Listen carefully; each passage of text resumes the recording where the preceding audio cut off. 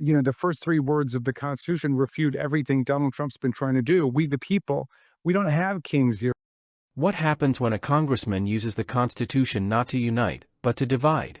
What if one party's moral crusade becomes a weapon against the republic it claims to defend? This isn't just political theater. This is about the soul of our democratic institutions, and whether they survive. Alright, here's what's really going on. Congressman Jamie Raskin just gave a fiery speech in Philadelphia, claiming that Donald Trump is orchestrating a gangster takeover of America. Backed by MSNBC and progressive crowds, he invoked "we the people" to paint Trump as the enemy of democracy. But here's the problem: Raskin isn't defending the Constitution. He's distorting it. And this speech? It's not happening in isolation. It reflects something deeper, something dangerous, in how political power is being framed in America. Congressman, I watched some of that and I've seen more clips online. It was a soaring speech and the reaction was incredible. Just take me inside what it was like to give that speech and if there was anything in the crowd's reaction that surprised you.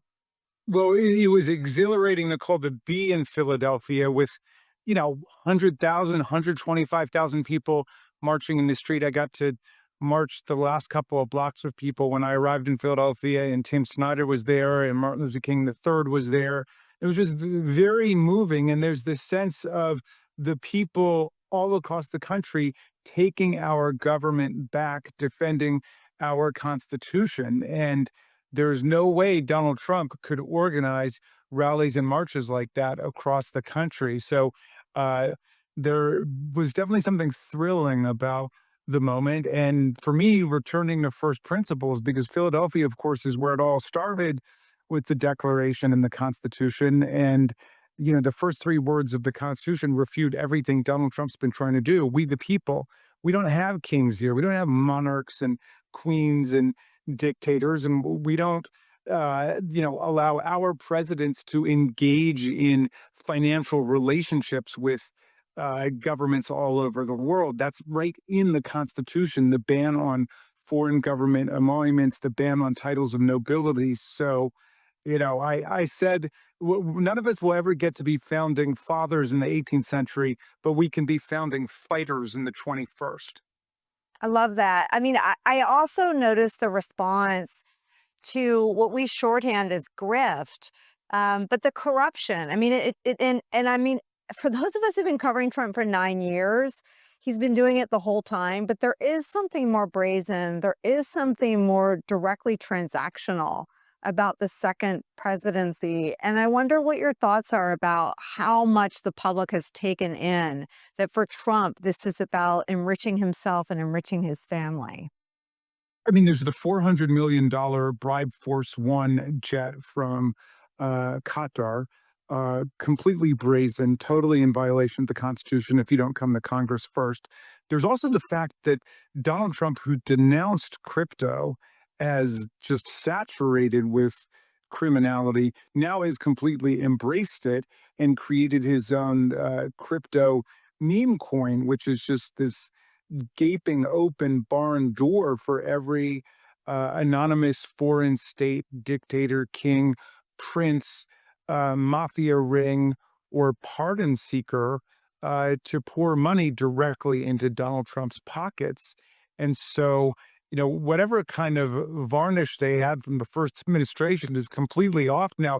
They're not even pretending to do anything else. I mean, their first foreign trip was back to Saudi Arabia in the Middle East, not for any, peace-seeking purposes or no foreign policy agenda. It was a bunch of business deals. It was a business trip.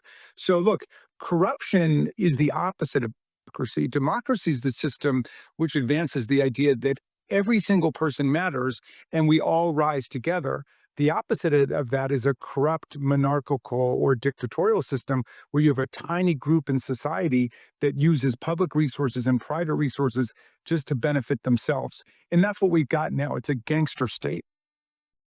First breakdown, the "we the people" twist. Let's start with Raskin's favorite phrase, "we the people." He says it refutes Trump. But that phrase doesn't mean mob rule. It means lawful representation. It means elections, institutions, checks and balances. What Raskin's really doing is hijacking founding language to justify moral superiority. And that's not constitutional fidelity. That's ideological absolutism. Emergency powers is not equal to constitutional crisis. Next, Raskin attacks Trump's use of emergency powers and foreign policy autonomy. But Article 2 of the Constitution gives presidents wide latitude in national security, trade, and diplomacy. Did Trump overstep? Maybe. But calling it a chainsaw to the Constitution is melodramatic. It's not illegal to govern boldly. It's illegal to break the law. Let's keep that distinction clear. The Emoluments Clause, shield or sword? Raskin points to a $400 million jet from Qatar, without proof it was ever accepted. The Constitution does ban foreign gifts, unless Congress consents. But that process exists for a reason, due process, not Twitter outrage. Would Raskin apply the same standard to Hunter Biden's dealings in Ukraine or Pelosi's diplomacy in Taiwan? Or is the clause only a sword when aimed at Trump? Crypto, corruption, and capitalism. Yes, Trump has a meme coin. Yes, it's tacky. But is it unconstitutional? No. Creating a business, even a ridiculous one, isn't a crime. Unless there's coercion or classified influence involved, it's a capitalist act. And ironically, it reflects the very liberty Raskin says he's defending. The real danger, founding fighters or political purges. When Raskin calls for founding fighters, it sounds noble. But listen closely, he's drawing a battle line. Not against tyranny, but against political dissent. He doesn't want debate. He wants a purge. That's not democratic integrity. That's ideological supremacy. Final frame, the people know the real threat. The real threat isn't populism. It's self-righteous zeal dressed up as moral law. And the Constitution? It was never meant to sanctify political parties. It was built to restrain them. What do you think? Have you seen this kind of rhetorical overreach in your own community? Where disagreement gets treated like treason? Drop your thoughts below, I read every one. And if this helped clarify the noise, like, subscribe, and share it with someone who cares about the Constitution.